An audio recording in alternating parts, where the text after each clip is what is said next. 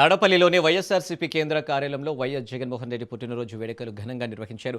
జగన్ పుట్టినరోజు సందర్భంగా ఆ పార్టీ కోఆర్డినేటర్ సజ్జల రామకృష్ణారెడ్డి భారీ కేక్ కట్ చేశారు.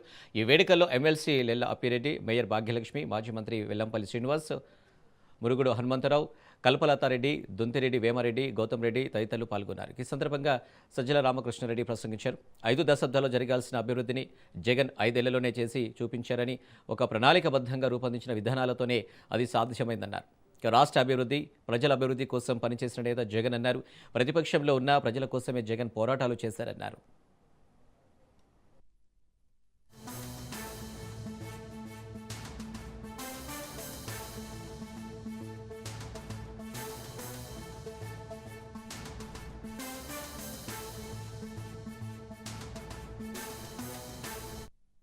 అధ్యక్షులు, దానికి మించి కోట్లాది మంది తెలుగు ప్రజల అభిమాన నాయకుడు, జననేతగా ప్రఖ్యాతిగాంచిన మన జగన్మోహన్ రెడ్డి గారి పుట్టినరోజు సందర్భంగా అందరికీ, ఇక్కడికి వచ్చిన వాళ్ళందరికీ అభినందనలు, శుభాకాంక్షలు. అలాగే మీ అందరి తరపున, పార్టీ కార్యకర్తలే కాకుండా జగనన్న అభిమానుల తరపున ఆయనకు శుభాకాంక్షలు.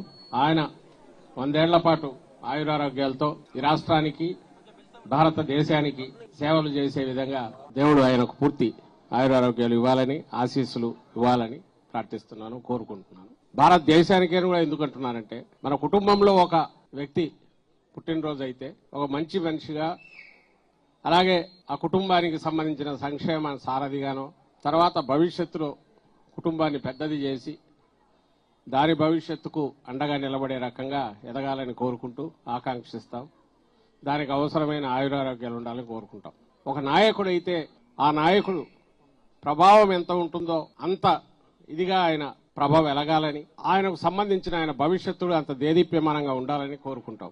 అదే ఒక మహానాయకుడైతే, జనం తలరాతలు మార్చే నాయకుడైతే, ఆయన కలకాలం, కుదిరితే 1000 ఏళ్ల పాటు ఆయనే ఉండాలని కూడా కోరుకుంటాం. ఎందుకంటే మానవ జాతి శతాబ్దాలు, సహస్రాబ్దాలు, అంటే 1000 ఏళ్లలో, 1000 ఏళ్లలో నడుస్తున్నప్పుడు అంచెలంచెలుగా మహానాయకులు పుట్టుకొస్తారు.